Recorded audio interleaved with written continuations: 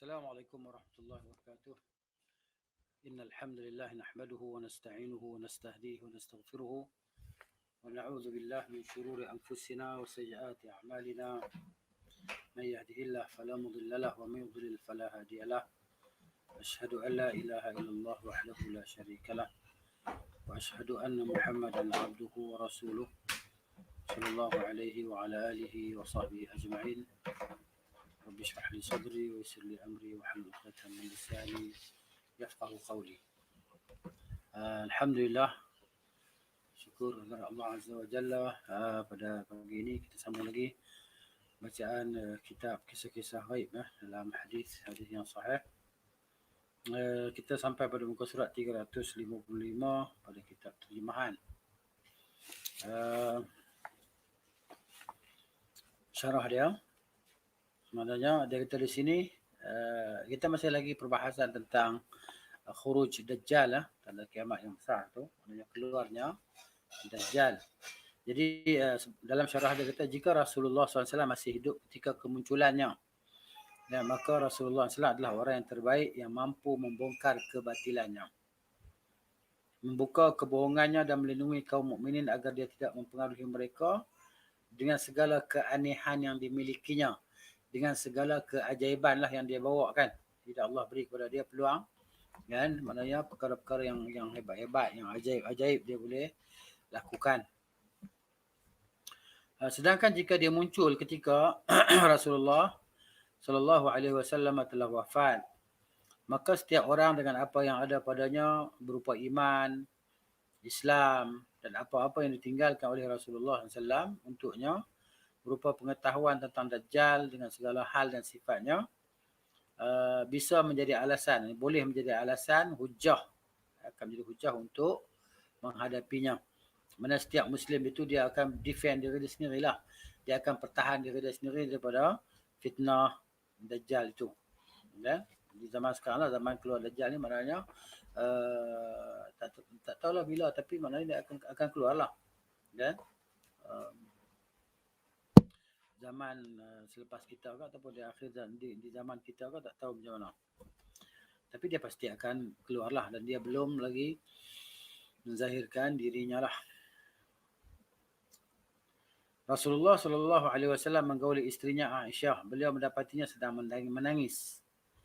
Ketika beliau menanyakan oleh sebab apa dia menangis, dia berkata, engkau menyebutkan Dajjal sehingga aku menangis. Maka beliau sallallahu alaihi wasallam bersabda kepadanya, yakhruj wa ana hayyun kafaitukumuhu wa yakhruj ad-dajjalu ba'di fa inna rabbakum laysa bi'awara. Kata Nabi SAW, jika dia muncul sedangkan aku masih hidup, maka cukuplah akulah yang melindungi kalian semua. Sedangkan jika Dajjal muncul sepeninggalku, maknanya setelah aku wafat, maka Tuhanmu tidak cacat sebelah mata. Jadi kenallah Allah Ta'ala tu tak cacat sebelah mata. Dajjal ni cacat sebelah mata dia. Dia buatlah macam mana pun, tapi dia ni Dajjal. Pada suatu malam, Ummu Salamah menyebutkan tentang Dajjal sehingga ia tidak bisa tidur. Dia tak boleh tidur. Kan? Bila sebut Dajjal tak boleh tidur. Ketika pagi tiba, hal itu dia sampaikan kepada Rasulullah SAW sehingga beliau bersabda, jangan kau lakukan. Maknanya jangan susah hatilah. Gitu. Jika muncul ketika aku masih hidup, maka Allah akan mencukupkan untuk kalian dengan keberadaanku. Jadi mana kalau dia datang masa aku masih hidup, aku sendiri akan melawan dan berhujah dengannya. Ya? Sedangkan jika dia muncul setelah aku meninggal dunia, maka Allah akan mencukupkan untuk kalian dengan orang-orang saleh, orang-orang yang berilmu dan orang-orang yang saleh, yang baik-baik. Al-Mughirah bin Syu'bah memperbanyak bertanya kepada Rasulullah sallallahu alaihi wasallam tentang Dajjal. Maka Rasulullah SAW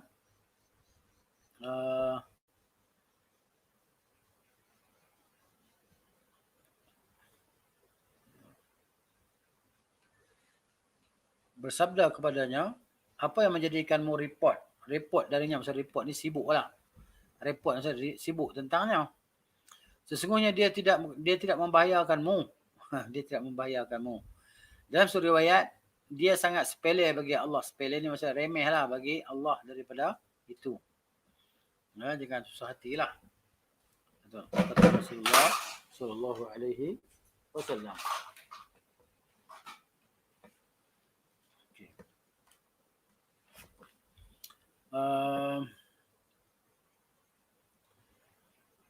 Rasulullah SAW telah memperingatkan semua sahabatnya akan kemunculan Dajjal. Ya, maknanya Nabi SAW dah jelaskan semua dah ciri-ciri Dajjal kepada para sahabat, dan para sahabat ni kalau dia keluar memang boleh kenal lah. Ketika dia hadir kepada mereka, kalau Dajjal hadir di zaman para sahabat radhiyallahu anhum, dia pun boleh kenal lah dia itu adalah Dajjal, kerana Nabi SAW telah jelaskan ciri-ciri dia, sifat-sifat dia. Jadi kita hari ni pun maknanya kita boleh mengetahui ciri-ciri dan sifat-sifat dia kerana apa telah tersebut dalam hadis-hadis Nabi sallallahu alaihi wasallam. Jadi maknanya itu yang pentingnya, maknanya kita belajar dan menuntut ilmu lah. Kepentingan menuntut ilmu tadi, kalau kita tidak berilmu, kita tidak kenal siapa dia, maka nanti dia akan datang, maka dia akan merosakkan akidah kita lah. Kan? Maka termasuk jadi daripada kalangan penyembah dia lah, masuk neraka kekal abadi lah. Begitu. Di kapi kan. Baik. Ketidakseimbangan pandangan mereka terjadi, maka beliau kembalikan keseimbangan yang hilang itu, dan beliau jelaskan kepada mereka bagaimana seharusnya bersikap ketika menghadapi fitnah Dajjal itu. Ya. Baik. Yang ketiganya ada kita tujuan dan maksud Dajjal. Ya. Tujuan dan maksud Dajjal. Tujuan Dajjal yang paling besar adalah menegakkan dirinya sebagai Tuhan lah, kan, selain Allah, dan membinasakan Islam dan umat Islam. Itu tujuan dia. Juga menghilangkan agama Islam dan membangun daulah Yahudiyah, kerajaan Yahudi. Juga menguasai pusat-pusat Islam dan semua kampung halamannya, khususnya Mekah dan Al-Madinah serta Al-Quds. Kan? Mereka berusaha ke arah itu, tapi mereka tak mampulah. Mekah, Madinah Allah Ta'ala jagalah. Sesungguhnya salah satu tujuannya yang paling besar di akhir zaman adalah penghancuran ke atas kekuatan Islam. Itu tujuannya. Kaum muslimin di masa Dajjal muncul telah meraih kemenangan atas Romawi dalam peperangan terbesar sepanjang sejarah. Akan berlaku perang besar nantilah, Malhamah Al-Kubra tu kan. Perang besar. Lebih besar daripada perang Mu'tah kan. Perang Mu'tah pun dah besar dah. Kan? 100,000 lawan dengan 3,000, 30,000 lah. Ya. 100,000 lawan dengan 30,000 orang. Baik.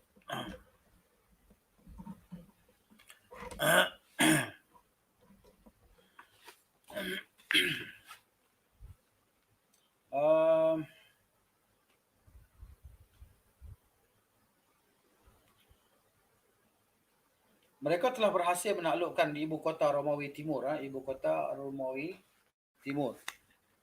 Akan tetapi Allah membatalkan. Ya.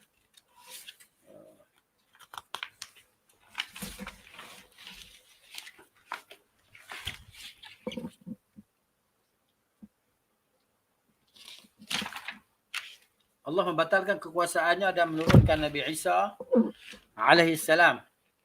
Lalu membinasakannya dan membinasakan fitnahnya sebagaimana akan dijelaskan berikut.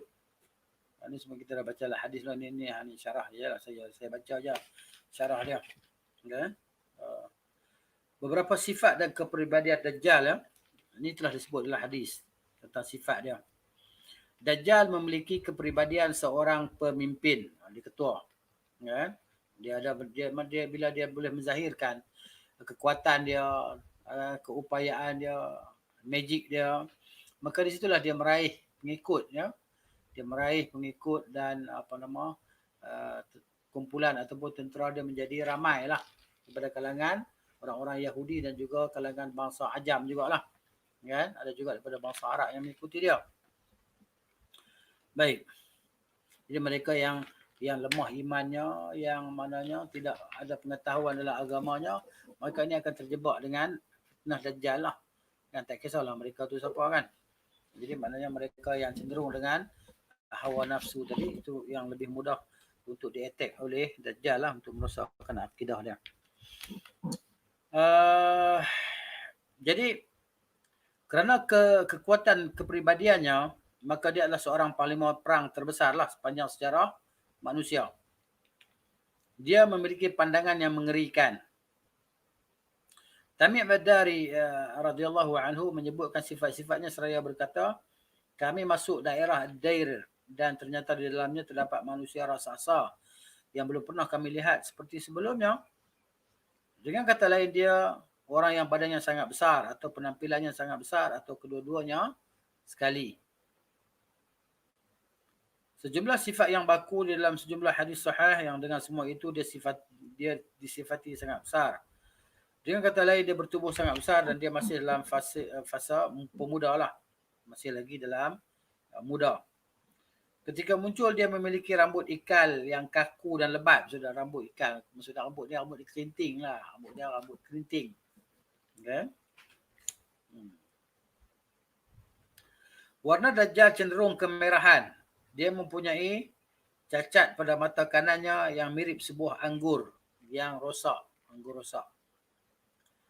Disebutkan dalam hadis An-Nawas bin Sam'an radhiyallahu anhu bahawa dia adalah seorang pemuda berambut kerinting.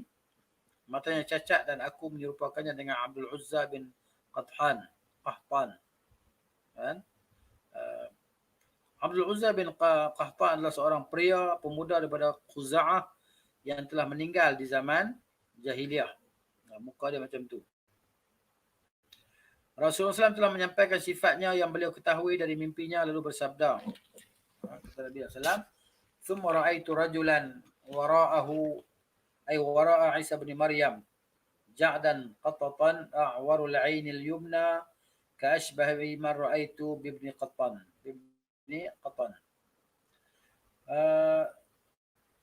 Kemudian aku melihat seorang pria pemuda di belakangnya, yakni di belakang Isa bin Maryam dengan rambutnya yang kusut dan kerinting. Dengan matanya yang cacat, serupa dengan orang yang pernah aku lihat, iaitu Ibnu Al-Qattan.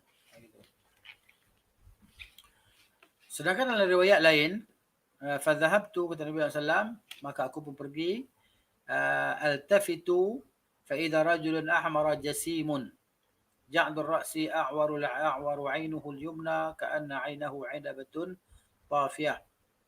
Maka aku pergi dengan menoleh, ternyata seorang pria berkulit merah, berbadan besar, dengan rambut kerinting, mata kanan yang cacat, seakan-akan matanya itu sebutir anggur yang rosak. Disebutkan dalam hadis Hudzaifah bahawa Dajjal jifalu syar, berambut yang kusut, berambut kusut lah, berambut kusut. Hadis-hadis yang muncul yang menjelaskan mata Dajjal yang cacat berderajat mutawatir. Hadis dia bersifat mutawatir. Hadis yang cerita tentang mata Dajjal ni rosak belah kanan dia adalah hadis yang bersifat mutawatir. Mata Dajjal yang cacat adalah mata kanannya, belah kanan dia rosak. Rasulullah SAW menyerupakannya dengan sebutir anggur yang rosak. Padahal sebuah anggur tidak demikian. Kecuali jika airnya mengalir dan berada dalam sebuah bejana yang dalamnya terdapat air. Telah muncul bahawa matanya cacat. Maksudnya begini. Kan, nak mata dia macam ni. Ambil buah anggur tu, yang buah anggur yang rosak sebiji tu kan. Ambil air dalam bekas, letak buah anggur dalam bekas tu, bekas anggur yang timbul. Jadi mata dia bentuk macam tu lah. Mata dia timbul tadi. Macam mana? Sebelah anggur tadi timbul dari permukaan air. Itu. Jadi mata dia tak boleh guna, mata dia memang buta lah sebelah tu. Ya. Sedangkan mata kirinya cacat pula. Jadi mata sebelah ni dah buta, mata kiri pula rosak. Tak cantik begitu. Nabi SAW kata ad-dajjalu mamsuhul ain. Dajjal lah orang yang matanya cacat. Sedangkan hadis Hudzaifah disebutkan inna ad-dajjal mamsuhul ain 'alaiha dhufratun ghalidhah.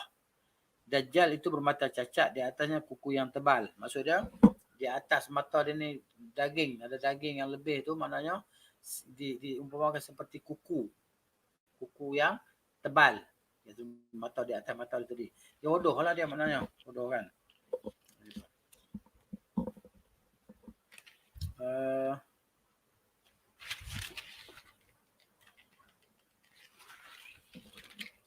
A'warul 'ainil yusra, mata kiri yang cacat. Yang dimaksud dengan cacat adalah cacat yang disebutkan kerana adanya seperti kuku yang tebal. Bukan cacat sebagaimana disebutkan pada mata kanannya. Mata kanannya buta tu ya, tak boleh tengok lah. Kan? Dia tengok dengan mata kiri dia. Mata kiri pun maknanya tak cantik lah, rosak. Kan? Begitu, bodoh. Dan yang kelimanya cerita berkenaan dengan tempat kemunculan Dajjal. Tamim Ad-Dari menyaksikan Al-Masih Dajjal dan menghadapinya bersama dengan jamaah orang Arab di sebuah pulau di suatu laut. Sebagaimana telah dijelaskan dalam kisahnya yang kita baca dalam hadis dululah. Sedangkan Rasulullah SAW telah menjelaskannya bahawa pulau itu di arah timur daripada kota Madinah Al-Munawwarah. Kalau duduk di Al-Madinah, maknanya di sebelah timur, sebelah arah timur. Rasulullah SAW telah bersabda kepada para sahabat dengan kisah Tamim itu. Nabi kata, ala innahu fi bahri Syam atau bahri Al-Yaman. Ketahuilah semuanya dia berada di lautan Syam ataupun di laut Al-Yaman. La, tidak, bal min qibal al-masyriq, bahkan ia daripada arah timur. Ia daripada arah timur. Dia daripada arah timur. Nabi kata 3 kali.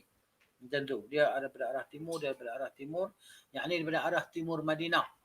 Jadi kalau kita pergi Madinah, duduk di Madinah, kita tengok timur Madinah belah mana? Di situlah arah dia. Wa auma'a bi yadihi ila al-masyriq. Nabi SAW isyaratkan dengan tangannya ke arah timur. Tadi riwayat Muslim daripada Fatimah binti Qais. Kemudian di akhir zaman akan muncul daripada arah itu. Mana dia akan muncul daripada arah yang Nabi SAW isyaratkan tersebutlah.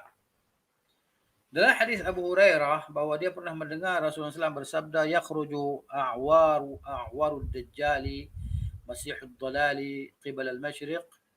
Dajjal yang cacat sebelah matanya dan dia adalah Al-Masih yang sesat daripada arah timur munculnya. Ya. Dinamakan dia Al-Masih. Al-Masih dia ambil daripada perkataan masaha, ada menyapu. Jadi dia membersihkan, menyapu bumi dengan membawa kejahatan dan keburukan lah. Menyebarkan keburukan, disapu.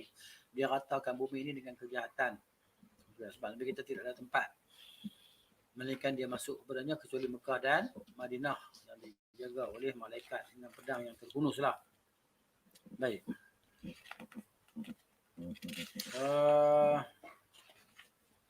Iaitu zaman ketika telah dekat dengan munculnya Dajjal, akan tetapi pertikaian permusuhan kelompok itu melahirkan daulah Islam yang kuat. Dialah yang akan menghadapi Romawi dalam pertempuran Malhamah Kubra yang berakhir dengan kemenangan kaum muslimin.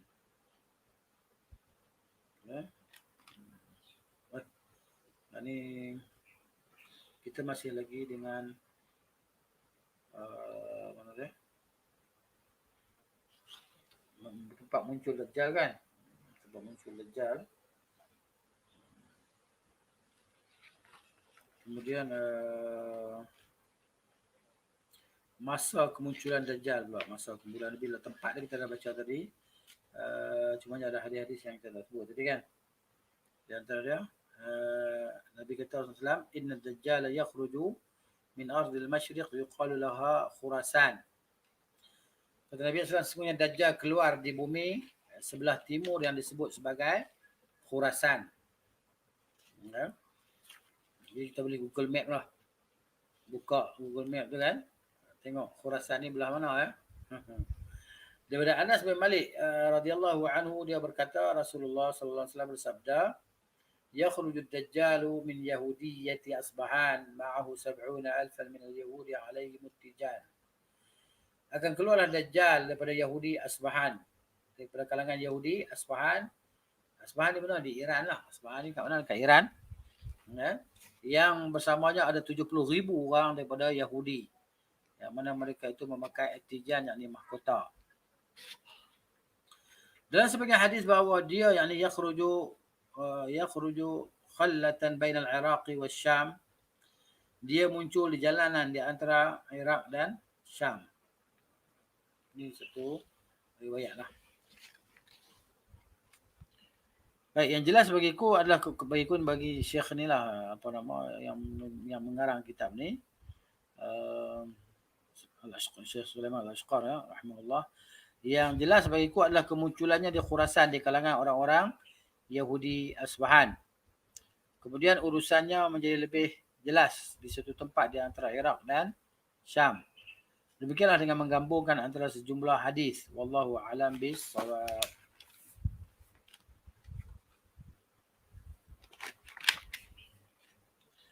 Baik, masa kemunculan dia pula dan keadaan kaum muslimin ketika waktu kemunculan Dajjal.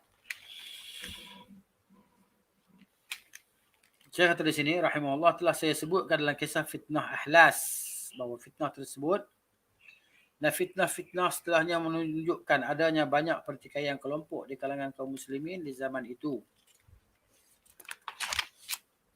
Iaitu zaman ketika telah dekat dengan munculnya Dajjal. Akan tetapi pertikaian permusuhan kelompok itu melahirkan daulah Islami yang kuat. Dialah yang akan menghadapi Romawi dalam pertempuran Malhamah Kubra yang berakhir dengan kemenangan bagi kaum muslimin lah. Ini kita dah baca dah itu hadis tentang ni. Ya. Malhamah Al-Kubra.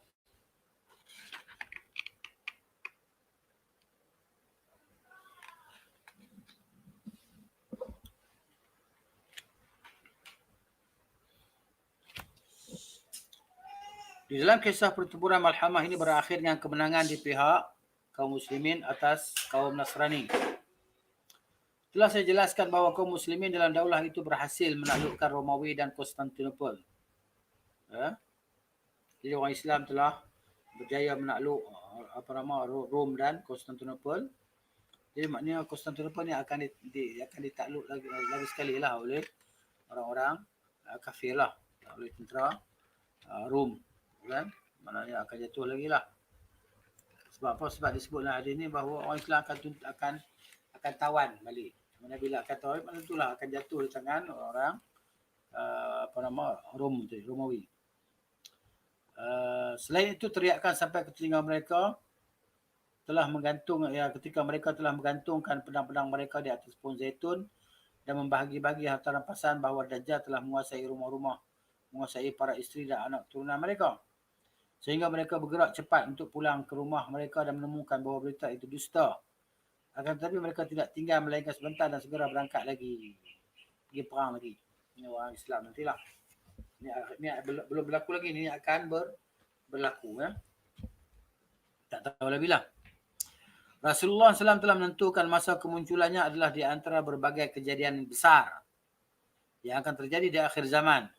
Mana berlaku peristiwa besar di akhir zaman ni. Ketika itu Dajjal akan keluar ni.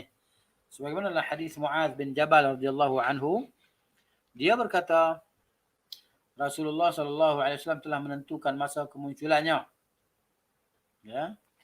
Masa kemunculannya adalah di antara berbagai kejadian besar, kan?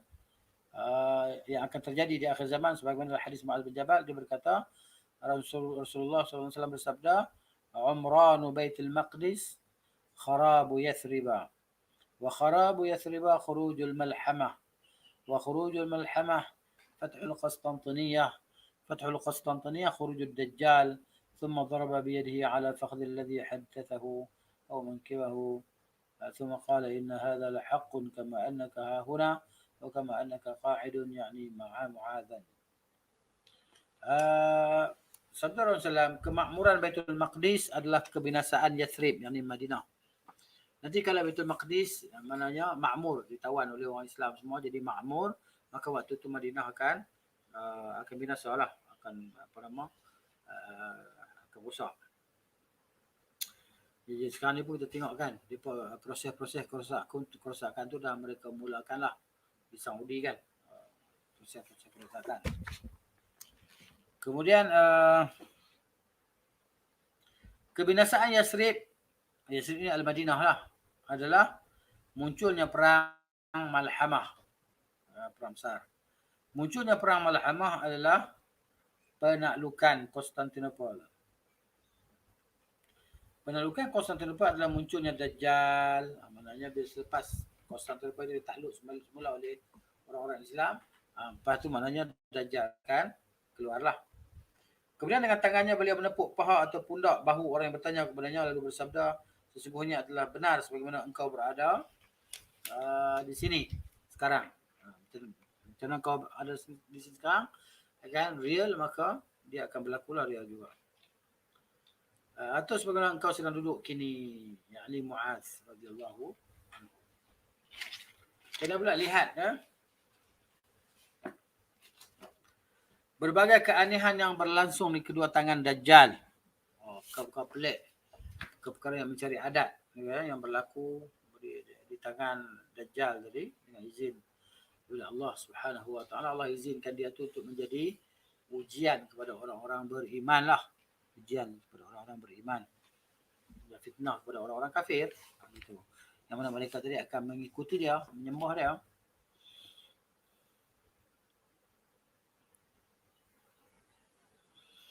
Telah disebutkan dalam sejumlah hadis bahawa fitnah Dajjal adalah fitnah yang paling besar sepanjang sejarah manusia. Telah disebutkan dalam hadis Imran bin Husain radhiyallahu anhu bahawa Rasulullah SAW bersabda, "Ma baina khalqi Adam ila qiyam as-sa'ati khalqun akbaru min ad-Dajjal wa fi riwayatin amrun akbaru min ad-Dajjal." Nabi kita tidak ada antara masa penciptaan Adam hingga terjadinya hari kiamat makhluk yang lebih besar daripada Dajjal. Sebab kiamat tak ada lagi makhluk yang sejak Allah Taala cipta Adam AS sampai orang yang terakhir pada hari kiamat nanti kan, maka yang paling besarnya adalah Dajjal. Dalam riwayat lain perkara yang lebih besar daripada Dajjal. Kemudian daripada Abdullah bin Mughaffal dia berkata Rasulullah SAW bersabda, "Ma ahbatallahu ta'ala ila al-ardi منذ خلق آدم إلى أن تقوم الساعة فتنة أعظم من فتنة الدجال." Kata Nabi SAW, Allah tidak menurunkan ke bumi ini sejak Allah ciptakan Adam. Ya?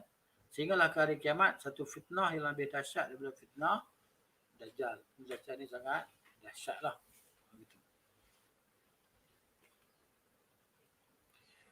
Syekh Nasruddin Al-Albani rahimahullah tentang hadis ini berkata, diriwayatkan At-Tabrani dalam Al-Kabir dan Al-Awsat.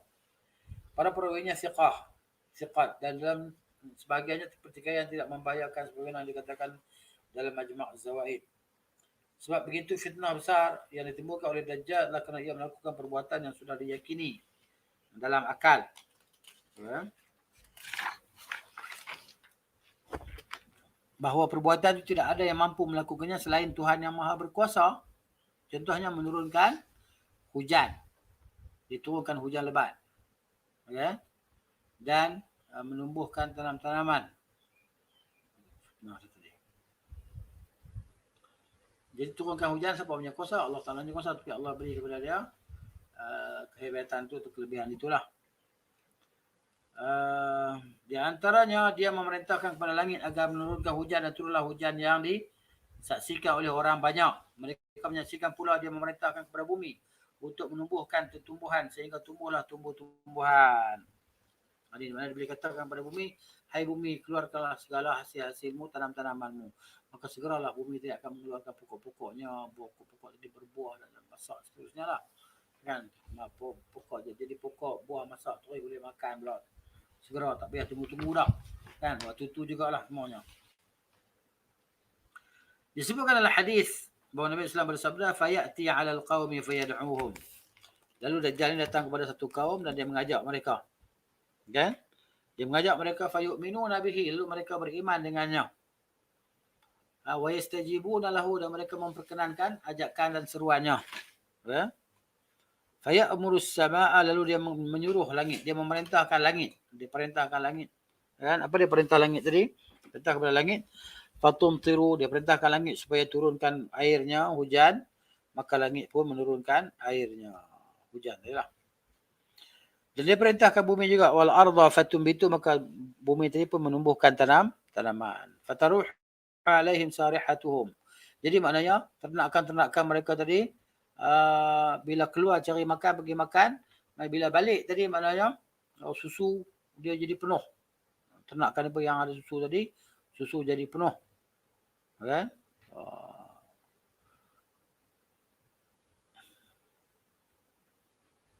Kemudian ma kana dhuran wa asbaghahu duru'an wa amaddahu khawasira, sehingga maknanya belakang jadi tinggi lah gitu. Susunya banyak dan lebar pinggangnya kerana susu jadi banyak, makan kenyang tadi kan. Jadi besar, gemuk. Begitulah keadaan ternakan mereka kembali dari pengembalaan dengan sangat kenyang dan puas minum. Punuk-punuknya menjadi tinggi. Belakang kalau unta dia ada punuk dia, bonggol dia. Bonggol dia menjadi tinggi. Kan? Teteknya menjadi penuh dengan susu dan pinggangnya menjadi lebih lebar kerana banyak makan. Rasulullah SAW menyampaikan kepada kita bahawa Dajjal datang kepada kelompok orang lain, namun mereka mengkafirkan dan menolak ajarannya. Menolak ajakannya sehingga langit tertahan menurunkan hujan. Jadi bila siapa yang tak ikut dia, tak mau ikut Dajjal ni, jadi hujan tak turun, kemarau. Kemarau. Bila kemarau, pokok-pokok pun layu, mati, ternakan pun kurus kering, mati, kebeluran kan. Hari ni. Bumi memendamkan tumbuhan sehingga mereka tertimpa bencana kekeringan yang sangat parah. Binatang-binatang dan ternak menjadi binasa. Setiap orang melihat keluarga dan anak-anaknya semua kelaparan dan kehausan. Ini yang berlaku ya pada orang yang tidak beriman dengan Dajjal di akhir zaman. Binatang-binatang dan ternak menjadi binasa. Setiap orang melihat keluarga dan anak-anak kelaparan. Mereka tidak mampu melakukan apa-apa. Bukankah yang demikian itu suatu fitnah yang dahsyat? Kan? Ini fitnah yang sangat dahsyat lah sampai makanan tak ada kan. Kebeluran. Oh, gitu. Air tak ada. Rasulullah SAW juga menyampaikan kepada kita bahawa Dajjal wa yamurru bil kharibati fa yaqulu akhriji kunuziki. Jadi kalau dia lalu di tempat-tempat yang ditinggalkan, tempat-tempat kosong yang ditinggalkan, tanah-tanah gersang tadi, kalau dia lalu situ dia akan kata kepada tempat itu, keluarkanlah segala isimu. Kan? Fatatba'uhu kunuzuha kaya'asi bin nahil, maka keluarlah segala perbendaharaan, kekayaan harta dalam tanah tadi keluar mengikuti dia. Mengikuti Dajjal kayak asi bin nahal seperti bunyi bunyi lebah. Bunyi lebah yang berdengung tu kan. Oh, bunyi lebah. Itulah dia. Jadi begitulah harta tadi akan keluar ikut dia kan.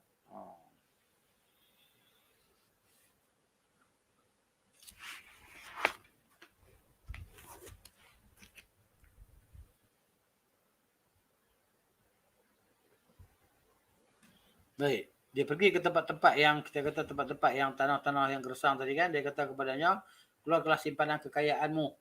Maka mengikutinya semua kekayaan laksana lebah jantan. Di mana semua harta benda itu keluar pada mereka dia. Dia tidak membebani dirinya dan para pengikutnya untuk mencari simpanan kekayaan. Tak payah, disuruh ya. Suruh ya. Fitnahnya tidak terbatas kepada lafaznya untuk bumi demi simpanan kekayaan itu agar bisa diambil oleh para pengikutnya. Dajjal tidak menunggu sesuatu apapun dari semua itu. Akan tetapi dia memerintahkan kepadanya lalu berlalu dengan cepat dan melipat bumi dengan segera. Perjalanan ini jadi laju cepat. Kan?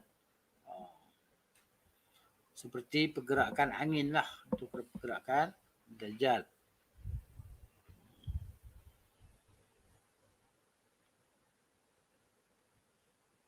Dengan kata lain, lebah jantan muncul ke udara dengan cara terbang yang sangat cepat. Ketika mengikuti lebah betina untuk kahwin, di antara Dajjal yang dengannya dia memfitnah manusia, di antara fitnah Dajjal yang dengannya dia memfitnah manusia, anna ma'ahu idza kharaja ma'an wa naran. Bahawa dia akan bawa bersama dia, sentiasa bersama dia akan bawa syurga dia dan neraka dia. Dia akan bawa syurga, neraka ni kita ni syurga, kita neraka. Begitu. Demikianlah cara Dajjal menunjukkan dirinya kepada orang banyak. Pada hakikatnya kebalikan dari semua itu, sebaliknya lah. Dalam hal ini Rasulullah SAW bersabda, la ana a'lamu bima ma'ad dajjal minhu. Ma'ahu nahrani yajriyani ahaduhuma ra'yal 'aini ma'un abyadu wal akharu ra'yal 'ain narun ta'ajjujun fa in adrakna ahadun qabati فليأتي النهر الذي يراه نارا وليغمض ثم ليطأطئ رأسه فيشرب منه. Nabi SAW kata, la ana a'lamu. Sungguhnya aku amat mengetahuilah dengan apa yang ada bersama dengan Dajjal itu. Yang mana bersama dengan dia ada dua sungai. Nahrani Yajrian. Dia akan bawa dua sungai. Macam mana dia bawa sungai tu? Jadi mana tak boleh nak fikir je kan dia bawa sungai kan. Dia ikut dia sungai. Jadi orang nampak sungai tu ikut dia. Sungai. Dan kita dua nahrani, dua sungai.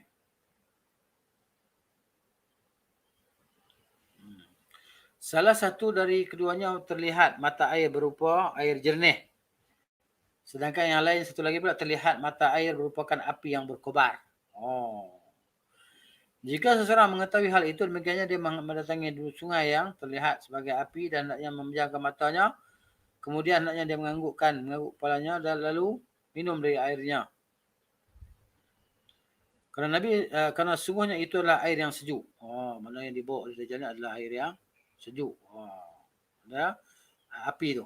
Api tu nampak macam api tu sebenarnya adalah air yang sejuk dan air yang nampak tu adalah api yang sebenarnya membunuh. Dia akan membunuh.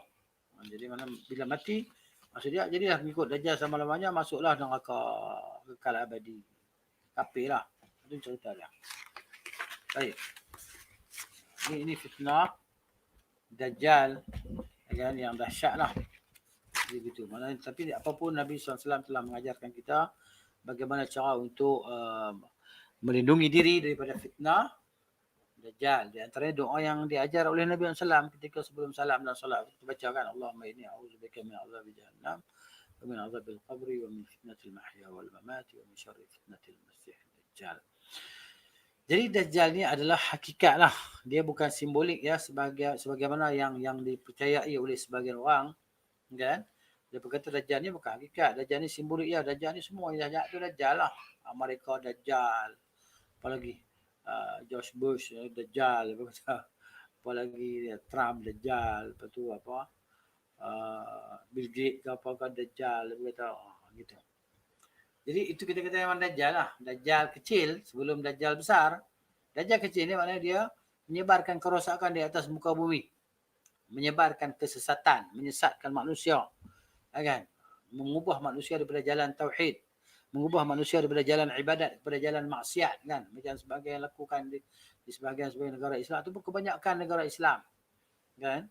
Usaha-usaha dilakukan untuk menjauhkan umat Islam daripada Al-Quran dan daripada sunnah Nabi sallallahu alaihi wasallam. Jadi kita berdoalah kepada Allah Taala agar kita diberi ketetapan hati oleh Allah Subhanahu wa taala untuk berada di atas jalan istiqamah, jalan yang benar.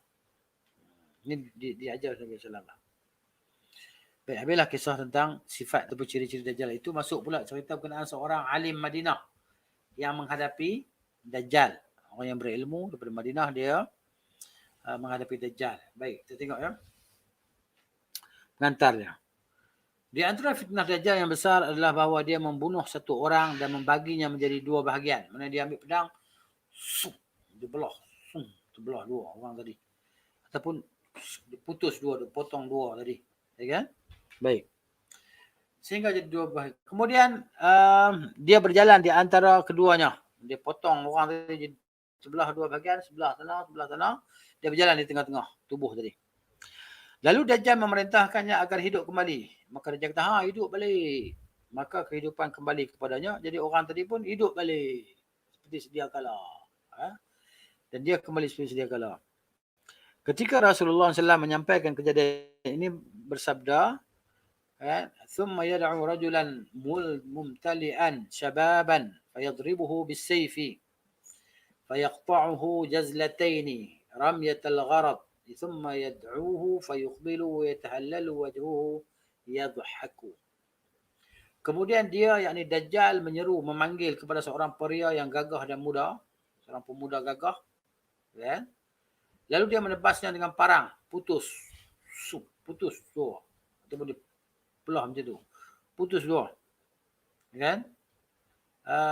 Menjadi dua bahagian yang mana dia memotongnya menjadikan dua bahagian itu terpelanting lah. Yang belah terpelanting belah ni, belah ni, dia terpelanting dalam jarak jauh lah, kan? Sejauh orang berlatih memanah, tu dia, kan? Sejauh orang berlatih memanah, sana ujung satu bahagian, kan? Yang kena belah tadi. Lalu dia memanggilnya. Dia panggil nama pemuda tadi.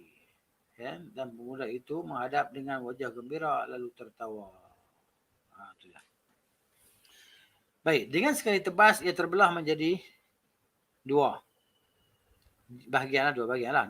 Dia jauhkan dua bahagian belahan jauh sejauh jarak yang ditentukan antara pemanah dan sasaran yang dipasang untuk berlatih memanah ke arahnya. Pemuda yang dibunuh Dajjal itu lalu dihidupkan kembali. Adalah salah seorang daripada orang-orang terbaik di masa itu. Ya. Jika dia bukan yang terbaik di antara mereka, dia satu di antara penduduk kota Madinah. Dia pergi menuju kepada Dajjal untuk mengetahui perihal dan mengetahui kondisinya keadaan Dajjal.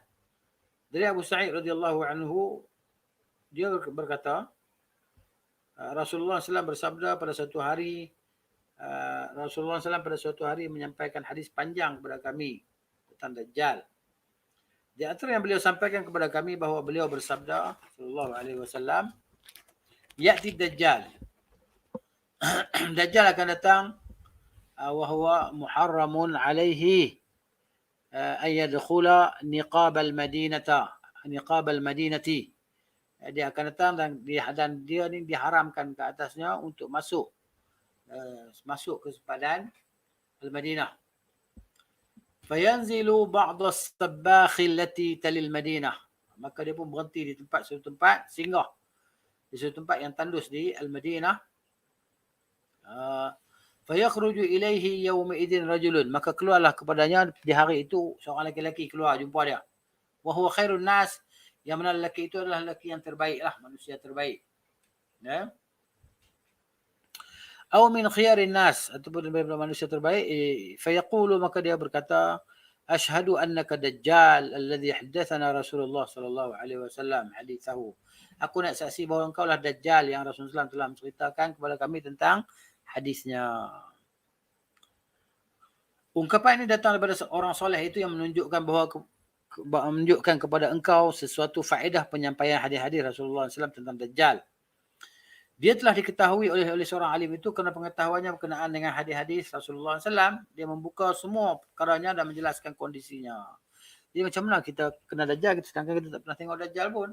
Itulah dengan penjelasan daripada Rasulullah SAW.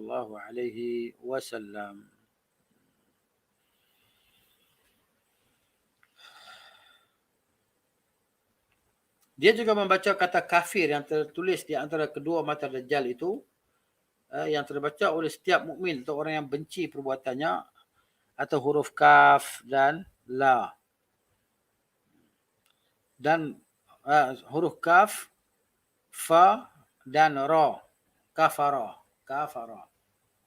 Sebagaimana akan dijelaskan berikutnya nanti.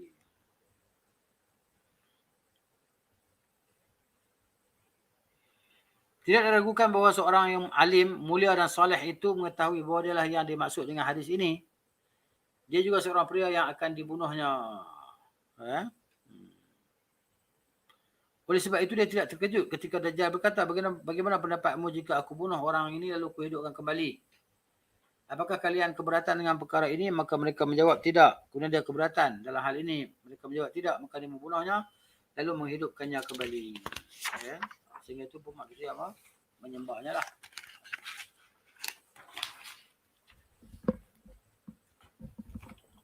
Baik, orang alim ini telah bertambah pengetahuannya tentang Dajjal. Bila dia dah kena belah tu sebenarnya orang alim tu. Bila dia hidup kembali, setelah Dajjal membunuhnya, dia memberitahukan kepada orang ramai dengan pengetahuan daripada Rasulullah sallallahu alaihi wasallam bahawa Dajjal itu tidak bisa membunuhnya lagi sekali.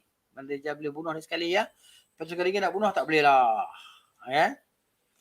Oleh sebab itu seorang alim pengamal agama dan mulia itu berkata kepada Dajjal dan orang-orang di sekitarnya, demi Allah, tidaklah engkau lebih tajam penglihatan daripada aku hari-hari ini. Maka Dajjal pun hendak membunuhnya namun tidak dikuasakan untuk melakukannya.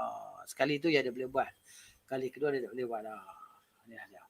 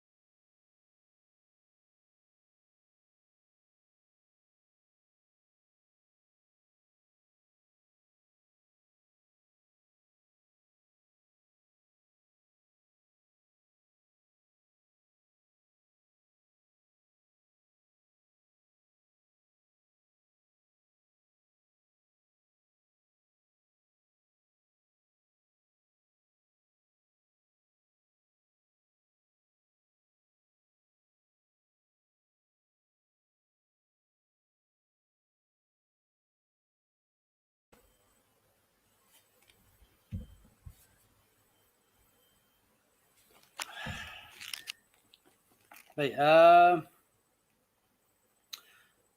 dalam riwayat Muslim dari Abu Sa'id radhiyallahu anhu bahawa Rasulullah SAW berpanjang lebar menyampaikan hadis tentang kisah seorang pria itu bersama Dajjal. Ini kisah pemuda tersebut lah. Ya, yang mana kan, setelah kali pertama tu Dajjal lah letak dia kan, potong dia. Lepas tu Dajjal hidupkan dia balik dengan izin daripada Allah Ta'ala. Lepas tu dia kata ini menambahkan keyakinanku bahawa engkau adalah Dajjal. Jadi Dajjal cuba untuk membunuhnya lagi sekali. Tapi tak berjaya lah. Tidak berjaya. Gitu.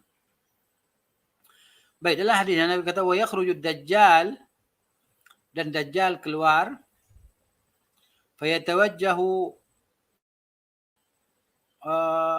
qibalahu rajulun minal mu'minin. فتلقاه المسالح مسالح الدجال فيقولون له أين تعمد؟ فيقول أعمد إلى هذا الذي خرج. قال فيقولون أوما تؤمن بربنا؟ فيقول ما بربنا خفاء. Baik. Kata Nabi SAW, maka muncullah Dajjal. Sementara itu seorang pemuda daripada orang-orang mukmin menuju kepadanya mencari Dajjal. Dia bertemu dengan kaum yang bersenjata, yakni tentera Dajjal. Maka mereka berkata padanya, hendak ke mana engkau ini menuju? Dia berkata, aku menuju kepada orang yang keluar itu. Dia berkata, apakah engkau tidak beriman kepada Tuhan kami? Mereka berkata kepadanya, apakah engkau tidak beriman kepada Tuhan kami? Dia menjawab, tidak ada yang tersembunyi pada Rabb kami. Kami, Tuhan kami kenal lah. Maksudnya, ini bukan Tuhan. Ini bukan Tuhan. Kan? Tuhan kita kenal. Kan? Ini mata dia buta sebelah apa semua tadi kan. Dia bukan Tuhan. Sesungguhnya pasukan Dajjal adalah sampah. Kerana mereka telah terfitnah dan beriman kepadanya bahawa dia sebagai Rabb Tuhan.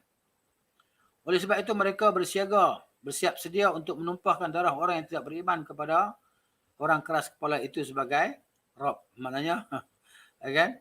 Jadi, mereka ni nak bunuh siapa yang keras kepala tak mau beriman dengan Dajjal, dia akan bunuh.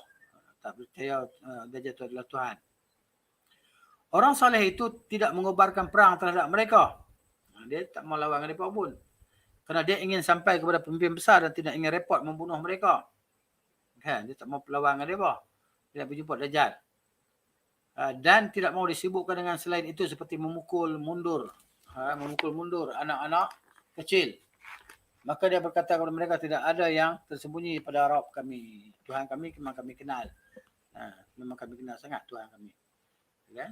Dia bukan Tuhan lah. Sebahagian mereka hendak membunuhnya. Namun diingatkan oleh yang lainnya tentang pengumuman dari Dajjal kepada mereka, hendaknya tidak ada yang membunuh selain orang itu. Maka mereka berkata, bunuhlah dia. Maka sebahagian berbicara kepada yang lain, bukankah Rabb kalian telah melarang kalian untuk membunuh seseorang kecuali orang itu? Dia berkata, maka mereka bertolak menuju Dajjal. Ketika seorang mukmin melihatnya, maka dia berkata, wahai sekalian manusia, inilah Dajjal yang disebutkan oleh Rasulullah SAW. Ya? Dajjal memperlakukannya seperti para pembangkang yang zalim. Maka mereka ingin agar manusia menganut agama mereka dengan siksaan dan pukulan. Oleh sebab itu dia memerintahkan kepada para pengikutnya agar memukul dan menyiksanya. Dia berkata, maka dia memerintahkan untuk itu sehingga dia mengumpulkan. Dan berkata, ambillah dia oleh kalian semua dan belahlah. Ambillah dia dan potong belah dua. Sehingga diluaskan punggung, ini punggung belakang dan perutnya untuk menerima pukulan. Dia berkata, apakah engkau tidak beriman kepada aku? Maka kau ni pun kata, engkau adalah Al-Masih yang pendusta. Al-Masih yang pendusta. Sesungguhnya Tuhan yang berhak untuk disembah dan sebagai Rabb tidak memaksa orang untuk beriman. La ikraha fid din. Allah kata, tidak ada paksaan dalam beragama ataupun dalam Islam. Untuk masuk Islam, beriman dengan Allah Ta'ala, tidak ada paksaan. Pilihlah. Jika Allah menghendaki, pasti Allah memberikan petunjuk kepada semua orang. Ketika Allah menghendaki iman kepada para hambanya, maka dia memasukkan iman itu ke dalam dadanya dengan ikhlas. Sebagaimana telah dilakukan terhadap para penyihir Firaun kan. Apa nama? Tukang sihir Firaun kan. Yang mana mereka ni, mula-mula mereka nak lawan Nabi Musa alaihissalam kan. Tapi akhirnya bila dah lawan dengan Nabi Musa tu, kan mereka jadi terbalik pula. Mereka beriman dengan Nabi Musa alaihissalam. Jadi bila mereka beriman, maka Firaun ni marah lah kan. Dia bunuh mereka dekat ni. Ya. Ini Allah sebut dalam Quran dalam surah surah apa je tengok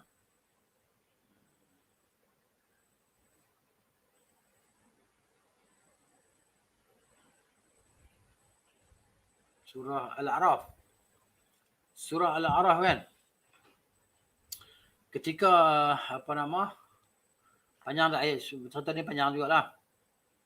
Ketika daripada Firaun cari tukang-tukang sihir yang hebat-hebat untuk lawan dengan Nabi Musa, kerana dia anggap Nabi Musa ni tukang sihir, kan? Jadi gitu. Maknanya sampai akhirnya dia lawan dengan Nabi Musa AS, dia kalah. Dia berkata memang ini adalah Nabi lah, bukan tukang sihir. Jadi bila mereka tewas dalam pertandingan tadi, maka mereka pekat sujud beriman dengan Nabi Musa AS. Wa ulqiyas saharatu sajidin. Qalu amanna bi rabbil alamin. Mereka berkata kami beriman dengan Tuhan sekalian alam. Maka kata tukang sihir, Rabbi Musa wa Harun, Tuhan Musa dan Harun. Qala Fir'aun, kata Fir'aun, amantum bihi qabla an adhana lakum? Adakah kamu semua beriman dengan dia sebelum aku izinkan kamu? In hadha lamakrun makartumuhu fil madinati. Inilah perancangan buruk, perancangan jahat kamu yang kamu rancang di bandar ini. Litukhriju minha alha, untuk kamu usir daripadanya penduduknya. Fasawfa ta'lamun, kamu akan tahu nanti, la uqatti'anna aydiyakum wa arjulakum min khilafin thumma la usallibannakum ajma'in. Aku akan potong tangan-tangan kamu dan kaki kamu secara bersilang, kemudian aku akan salibkan kamu semua. Qalu inna ila rabbina munqalibun. Berkata kami akan kembali kepada Tuhan kami. Contoh dia, kan?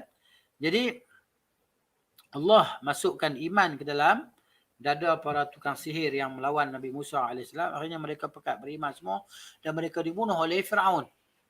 Mereka dibunuh oleh Fir'aun. Kekat tangan kaki bersilang kan. Kaki bersilang dengan tangan. Kemudian digantung di atas pokok kurma tadi. Ya. Sampai matilah. Habis itu. Mereka tidak peduli lagi dengan apa yang akan dilakukan Fir'aun terhadap mereka dan semua pembantunya. Penyiksaan yang dilakukan oleh Dajjal terhadap orang banyak, terhadap orang ramai agar mereka beriman kepada dirinya adalah dalil menunjukkan bahawa dirinya bukan Tuhan yang hak. Macam Fir'aun jugalah. Tetapi dirinya lemah untuk memasukkan iman ke dalam hati manusia dengan kemampuannya sendiri. Ya? Gitu. Ini satu cara lah. Kita nak faham.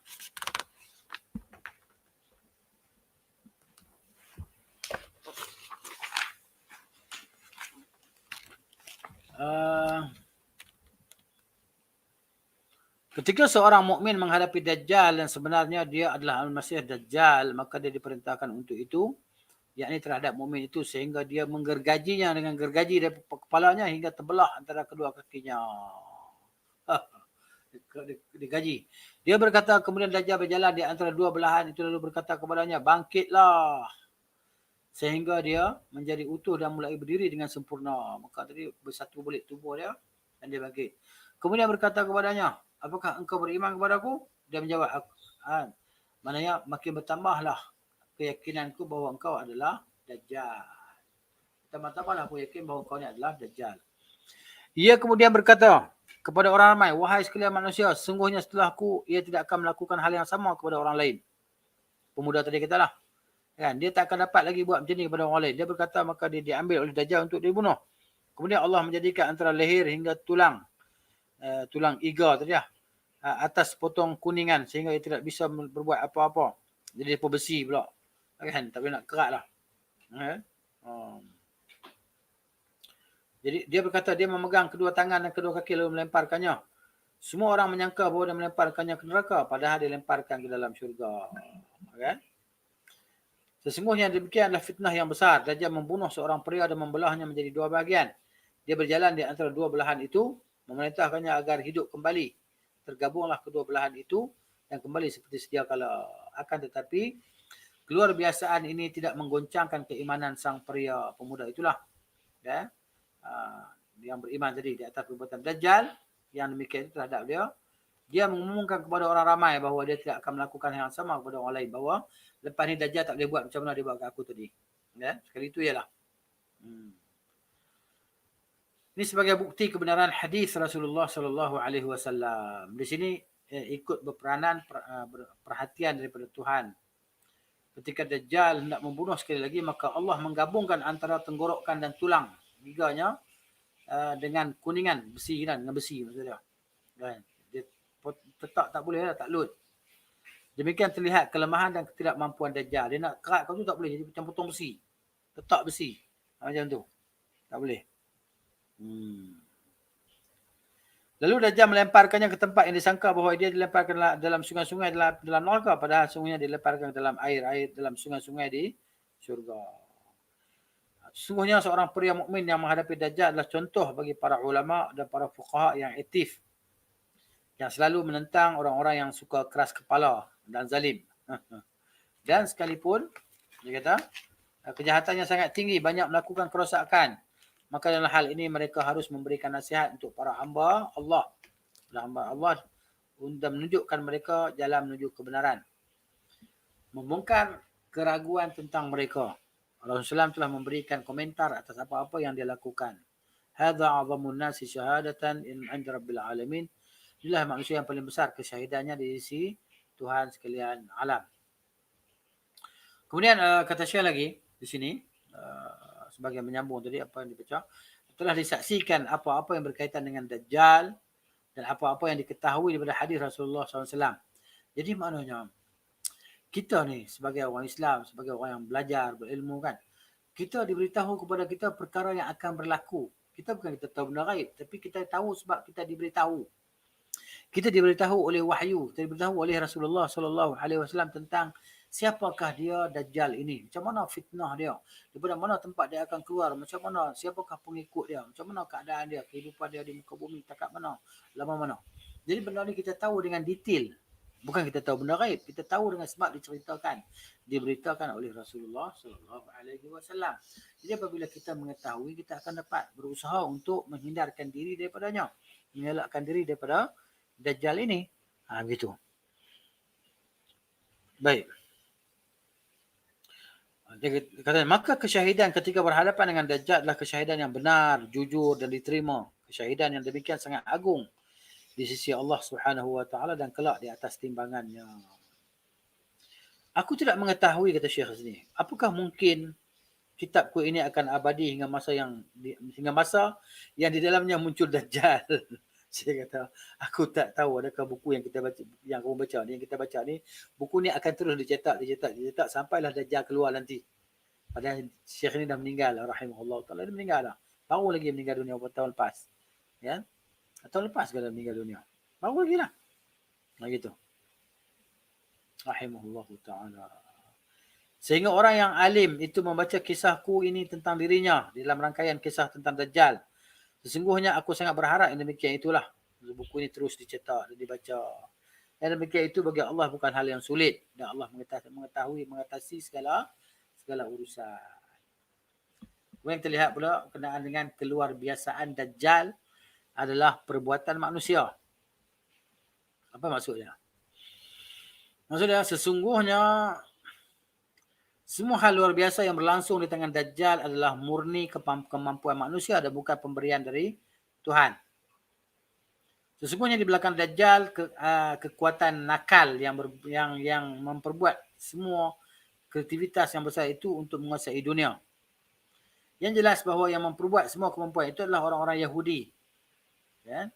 Dari Anas bin Malik bahawa Rasulullah bersabda, yatba'u Dajjal min Yahudi Asbahan 70,000 alaihim at-tayalisah. Yang mengikuti Dajjal adalah daripada Yahudi Asbahan dengan jumlah 70,000 orang. Pada mereka ada jubah hijau yang biasa dipakai oleh ulama Persia lah.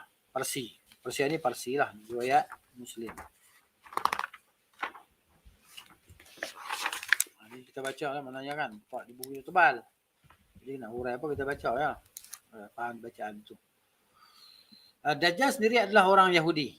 Dajjal sendiri adalah orang Yahudi. Ibn Sayyad telah berkata kepada Abu Sa'id Al-Khudri radhiyallahu anhu, seraya melaporkan kepadanya, tidakkah Nabi SAW bersabda bahawa Dajjal itu orang Yahudi? Maka Abu Sa'id menetapkan apa yang dia katakan itu.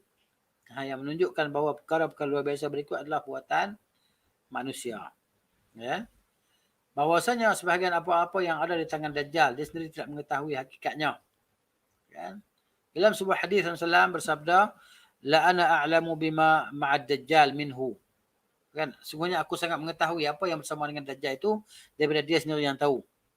Ma'ahu nahrani yajriyani. Bersama dengan dia ada dua sungai yang mengalir. Ahaduhuma ra'yal ain ma'un abyadu. Dan satunya dapat dilihat oleh mata air yang berwarna putih jernih. Wal akharu ra'yal aini narun ta'ajjaju. Ta'ajjaju. Maknanya yang satu lagi sungai adalah dilihat dengan mata kepala bahawa dia adalah api yang meluap-luap. Berkobar-kobar. Fa imma adrakanna ahadun, apabila seseorang kamu dia dapat melihat perkara tersebut, iaitu sungai yang dibawa oleh Dajjal, sungai api dan sungai air tadi, falyatin nahra alladhi yarahu naran, maka hendaklah dia masuk ke dalam sungai yang dia nampak sebagai api itu. Wal yughammid, kemudian pejam mata, dia pejam mata dan masuklah dalam sungai itu, sungai yang nampak api yang berkobar-kobar tu kan, masuk dalam tu. Thumma liyuta'ti ra'sahu, kemudian dia tundukkan kepala dia. Fayashraba minhu, dia akan dapat minum daripadanya. Fa innahu ma'un baridun, kerana itu dalam tu ada air yang sejuk. Jadi benda ni kita tak tahu, ni semua dicerita oleh Nabi SAW. Jadi andai kata dia zahir dan kita terjebak padanya, itulah yang kita boleh lakukan, bahawa Rasulullah itu bercakap benar. Kita nampak air sungai dia, sungai api, kita pejam mata, kita masukkan kepala kita dalam sungai tadi, kita minum. Dalam tu ada air yang sejuk, segar. Jadi kalau kita tak berilmu, kita tak tahulah. Kita berilmu, kita tahu. Dan kita kena yakinlah. Bila tahu, kita kena yakinlah. Kena beriman. Dajjal yang tidak mengetahui hakikat apa-apa yang ada pada dirinya menunjukkan bahawa di sana kekuatan yang menciptakan semacam kreativiti lah. Ya. Dalam sebagai hadis muncul adanya berbagai isyarat yang menunjukkan kepada apa yang kita sebutkan di sini. Dalam hadis Hudzaifah, Rasulullah SAW bersabda, "Wa ma suni'at fitnatun mundu kanatid dunya." Tidak pernah dibuat fitnah sejak ada dunia ini, saghiratan wala kabiratan, kecil ataupun besar, illa li fitnati dajjal, melainkan bagi untuk fitnah Dajjal ini. Okay? Orang yang mengerti hadis bahawa kekuatan tersembunyi yang ada di belakang Dajjal telah memanfaatkan semua macam fitnah yang telah lalu. Berbagai macam ilmu dan kreativitas hingga dia sampai kepada apa yang berhasil daripada dia capai. Sesungguhnya apa-apa yang dibawakan oleh Dajjal berupa berbagai macam keluarbiasaan akan membawa manusia sampai kepada sebahagian di antaranya zaman sekarang inilah. Perpindahan yang terjadi di atas muka bumi sekarang ini kan, daripada satu tempat ke tempat lain dengan perantaraan mobil atau pesawat terbang menjadi sesuatu yang biasa. Sesuatu biasa kan, terbang. Mana nak pergi ke Penang 1 jam. Jam lebih 40 minit ya. Subang nak pergi Penang 40 minit. Kemudian dia kata di sini, tidak seorang pun yang heran dibuatnya, sebab kita hari ni kan, kalau orang dulu tengok heran lah, kita hari ni kita tak heran lah tengok kapal terbang tadi bergerak dengan begitu laju. Okay. 800 km sejam kan. 800 km sejam, 850 km sejam kapal terbang dalam kelajuan dia. Kita naik kereta 110 laju lah. Ini 800 km sejam. Lajunya kapal terbang ni. Kapal terbang kita naik tu, jet lagi laju lah. Baik. Tak seorang pun yang heran kan dibuat pesawat jet di zaman sekarang ni mampu mengelilingi dunia, bola dunia dalam tempoh 1,5 jam saja. Ya, jet. Beberapa satelit mampu melintasi ruang angkasa di atas bumi hingga sampai ke bulan.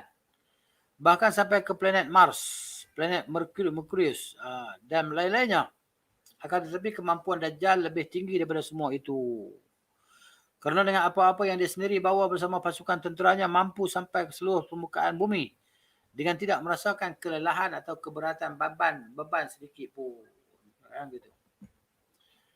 Penelitian ilmiah terus berupaya membangkitkan kehidupan pada orang-orang yang telah mati.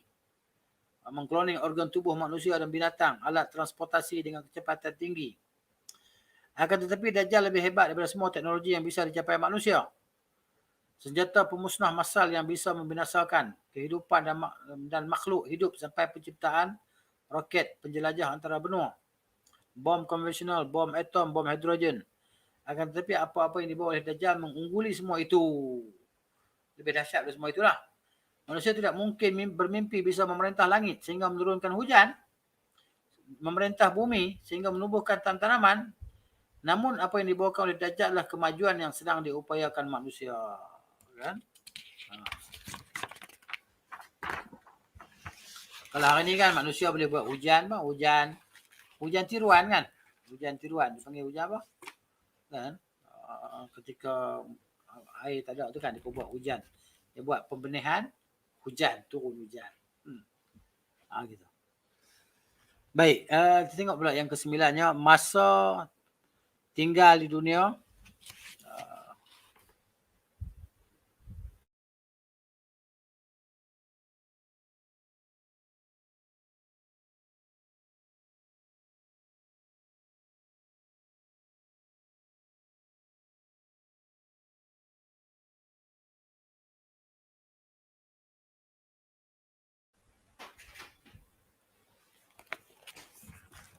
Okey, kemunculan Dajjal diiringi lah oleh berbagai perubahan alam yang sangat besar. Rasulullah SAW telah menyampaikan kepada kita bahawa Dajjal tinggal di muka bumi. Yamkuthu fil ardi 40 yawman. Dia akan tinggal di bumi ini selama 40 hari. Yaumun kasanah. Satu hari seperti setahun. Wa yaumun kasyahr, dan sehari seperti sebulan. Wa yaumun ka jumu'atin, dan satu hari seperti seminggu lah. Wa sa'iru ayyamihi ka ayyamikum, dan hari-hari lepas tu macam hari biasa lah. Itu dia. Ini menunjukkan bahawa rotasi bumi semakin lama akan semakin lambat perjalanan bumi. Ya, sebagai pengganti rotasi ini lah perjalanan putaran bumi dalam satu hari akan menjadi satu kali dalam setahun penuh. Dalam sebulan menjadi lain, dan dalam seminggu satu lain lagi. Sedangkan sisa hari-hari lain menjadi seperti hari-hari kita sekarang ini. Orang-orang yang cenderung mentakwilkan nas-nas tidak akan benar takwilnya di sini. Yang nak takwil. Rasulullah SAW telah menyampaikan kepada para sahabatnya bahawa tidak akan cukup bagi mereka sepanjang hari itu yang panjangnya sama dengan setahun dengan solat 5 kali saja. Kan?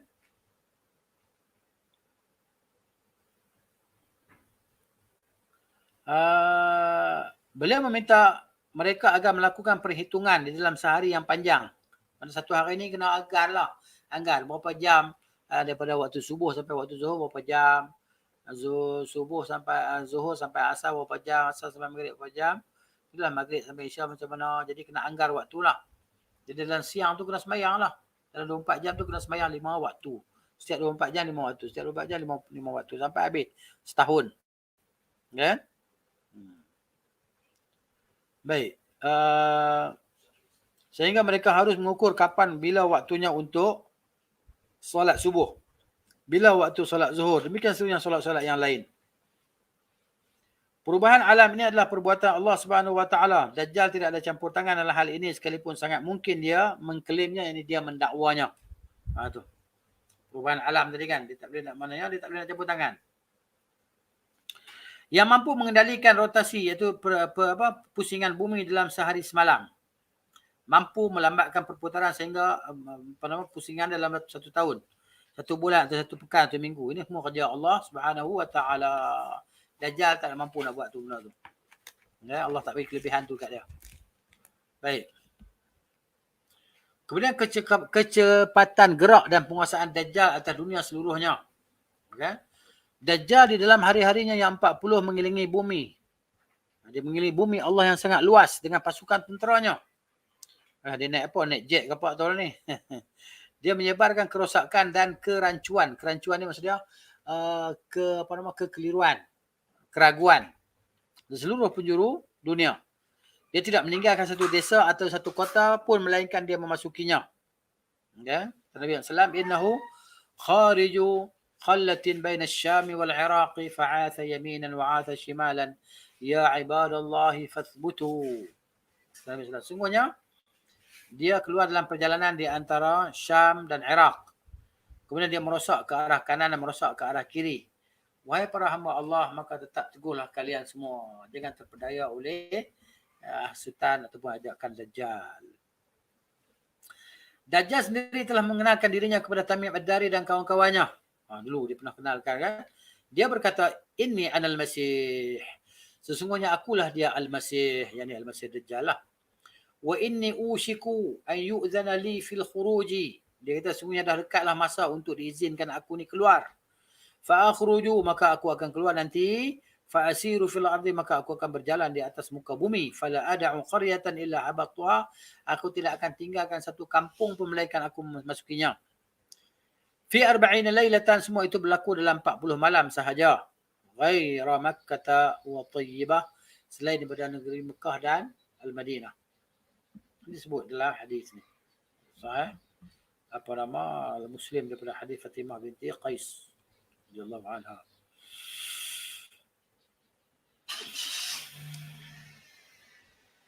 Baik, Mekah dan Madinah tidak dijamah oleh Dajjal. Dajjal mengutamakan Mekah dan Madinah namun ia tidak mampu memasuki bahagian keduanya yang mana pun juga. Mana-mana antara Mekah dan Madinah tak boleh masuk lah. Allah telah mencegah dia dan pasukan tenteranya untuk mengotori tanah haram sebagai kiblat kaum muslimin. Sebagaimana Allah telah menahannya agar tidak mengotori kota Rasulullah sallallahu alaihi wasallam. Oleh sebab itu kaum muslimin menjadi aman berada di dalam kedua kota ini. Ketidakmampuan Dajjal untuk mencaplok, mencaplok ni maksudnya untuk menceroboh lah. Menceroboh masuk kedua kota itu, okay? Bukan kembali kepada pasukan tenteranya yang dicegah perlawanannya atas dua kota itu, tetapi kembali kepada besar perhatian Tuhan. Okay? Bukan maksud tentera mereka tu kalah lawan tak, Allah Ta'ala jaga. Allah telah menugaskan kepada para malaikat daripada langit untuk menjaga keduanya. Setiap kali dia berupaya masuk ke kedua wilayah itu, dia akan menghadapi malaikat. Sehingga kembali dengan kegagalan dan kerugian. Disebutkan dalam sejumlah hadis, laisa min baladin illa sayata'uhu dajjalu illa Makkah wal Madinah, laisa lahu min niqabiha naqabun illa alaihi al-malaikatu safina yahrusunaha. Mana hadis? Okey, kita baca kan? Cerita itulah, tak apa kita baca jelah. Kesimpulan dia macam tu. Dan tidak ada suatu negeri, kata Nabi SAW, melainkan akan diinjak, akan dipijak oleh Dajjal kecuali Mekah dan Madinah. Tidak ada jalan menuju kepadanya selainkan setiap jalur dijaga oleh para malaikat yang bersaf-saf menjaganya. Dari Abu Bakrah daripada Nabi SAW, beliau bersabda, La yadkhul madinata ra'bul masih ad-dajjal laha yawma idhin sab'atu abwabin ala kulli babin malakani. Tidak akan masuk kota Madinah rombongan Al-Masih Dajjal yang menakutkan. Ketika itu dia memiliki 7 pintu. Masing-masing pintu dijaga oleh 2 malaikat. Kan? Rasulullah juga mengabarkan kepada kita bahawa ketika Dajjal sampai di Madinah dan dicegah memasukinya, maka dia menegakkan tabirnya di atas sebagian tempat tandus di dekat kota Madinah. Sedangkan hadis Anas menentukan bahawa tempat tandus itu adalah Jaraf. Sedangkan dalam hadis Abu Sa'id Al-Khudri menyebut fayantahi ila ba'd as-sabakhi allati talil Madinah, sehingga berakhir pada satu kawasan tandus yang berada dekat dengan kota Madinah. Dia akan berkampung di situlah. Sedangkan dalam hadis Anas disebutkan sehingga tiba di suatu kawasan tandus, lalu dia menegakkan tabirnya. Maksudnya tempat kemah dia lah. Kan? Gitu. Pada waktu kondisinya seperti itu, keluar dan menuju kepadanya seorang pria soleh yang telah kita sebutkan kisahnya. Untuk mengetahui perihal itu, dan memperjelas keadaannya. Jika Dajjal tidak mampu masuk ke kota Madinah, namun orang yang dalam dirinya siap untuk mengikutinya dan masuk dalam agamanya dari kalangan orang-orang yang menunjukkan keimanan dan menyembunyikan kekufuran, akan keluar dan menuju kepadanya. Kan? Iaitu puak munafikin lah. Setelah kota Madinah dengan semua penghuninya mengalami 3 kali goncangan. Gempa bumi. Goncangan gempa bumi lah. Maka dalam hadis Anas disebutkan, "Tsumma tarjuful Madinah bi ahliha 3 rajafatin wa yakhruju ilaihi kullu kafirin wa munafiqin." Jadi kemudian kota Madinah akan bergoncang 3 kali goncangan sehingga keluarlah menuju kepadanya kepada Dajjal tu. Dia keluar pergi jumpa Dajjal, bergabung dengan Dajjal, setiap orang kafir dan setiap orang munafik. Di kafir di Madinah ada orang kafir, ada munafik kan, depa menyembunyikan kekufuran tadi. Kita tengok kalau realitinya hari ni tu ke arah tu lah kan. Hari ni ke arah tu. Sebab apa? Sebab raja dia tu dah mula import budaya-budaya kafir masuk dalam negara, di negara Arab, di Saudi sana kan, dah masuk dah. Penyanyi-penyanyi rock dan sebagainya masuk. Syaitan-syaitan manusia yang tak pakai tutup aurat kan, yang bertelanjang tadi kita kan, kata dah masuk ke, dibawa masuk ke sana. Dia jadikan tanah Arab tadi sebagai, Saudi tadi sebagai Eropah lah. Eropah selain daripada barat tadi. Kehidupan tu macam tu. Dia ni memang perosak betul lah. Dan semoga Allah bagi hidayah kat dia. Itu dia.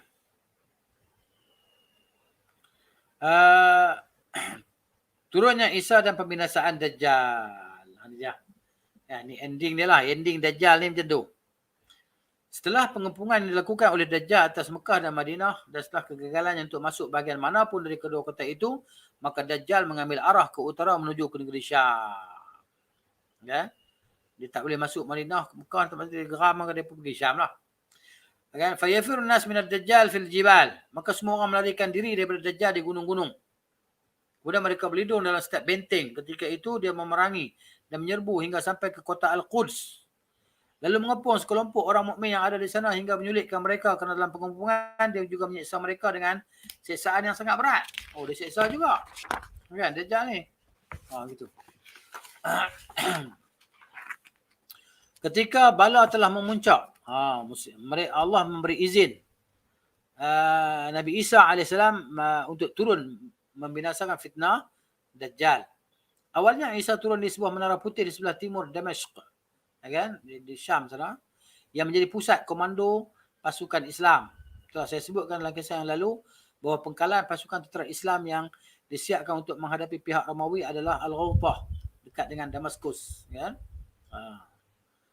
Kemudian Isa berpindah daripada kota Damaskus untuk bertempat di tengah-tengah kelompok yang dikepung di Gunung Al-Quds.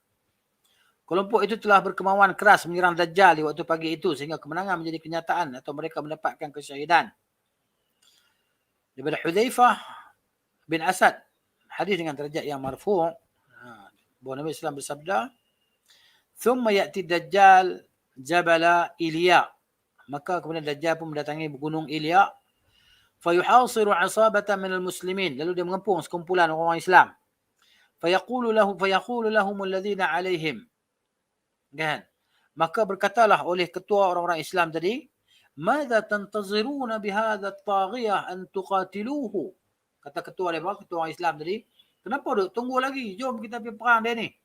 Kan? Kita pergi lawan dia, perang dia, hatta talhaqu billahi, sehingga kita semua dapat jumpa Allah, au yaftahullahu lakum, atau Allah Taala beri kemenangan ke atas kamu semua. Kata ketua dia lah. Mereka melakukan serangan jika pagi telah tiba. Isa bin Maryam lalu membunuh Dajjal, kan? Dan mengalahkan semua kawanannya hingga pepohonan, bebatuan dan tanah berkata, "Hai mukmin, wahai hamba Allah, inilah orang Yahudi di balikku, maka bunuhlah dia."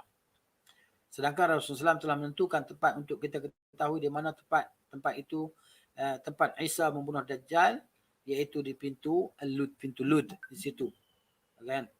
Sangat mungkin bagi Isa AS untuk meninggalkan Dajjal hingga binasa dengan tanpa peperangan. Sesungguhnya Zat yang Maha Tinggi dan Maha Kuasa menetapkan bahawa, kan, maknanya yang membunuh Nabi Dajjal itu adalah Nabi Isa AS. Ya. Fala yahillu likafirin yajidu riha nafsihi illa mat wa nafsuhu yantahi haitsu yantahi tarfuhu. Maka tidak halal bagi orang kafir yang mendapatkan nafas dirinya, bau dirinya, nafas dia tu, melainkan dia mati. Nafas Nabi Isa AS akan menjangkau sampai di mana pandangannya, matanya menjangkau. Di mana dia melihat, kalau ada orang kafir itu maka matilah orang kafir tadi. Oleh sebab itu, ketika Dajjal melihat Isa di pagi itu, mulailah dia melebur dan musnah sebagaimana meleburnya garam di dalam air. Ini sebahagian daripada pengaruh nafas Isa alaihissalam. Akan tetapi Isa terus menerus ingin bertemu dengannya lalu membunuhnya dan sekaligus membinasakan cerita-cerita bohongnya dan menjelaskan kepada semua orang setiap kedustaan yang dia bawa. Dia mencarinya hingga bertemunya di pintu Lut sehingga dia membunuhnya. Jadi maknanya panjang lagi apa kita nak baca ni tentang kisah macam mana Nabi Isa AS membunuh Dajjal, nanti kisah tentang Ya'juj dan Ma'juj kan. Yang paling dahsyatnya Ya'juj dan Ma'juj lah. Begitu. Jadi kita sampai di sini bacanya, insya-Allah taala sambung lagi lah. Jazakumullahu khairan, barakallahu fikum. Subhanakallahumma wa bihamdika asyhadu an la ilaha illa anta astaghfiruka wa atubu ilaik. Assalamualaikum warahmatullahi wabarakatuh.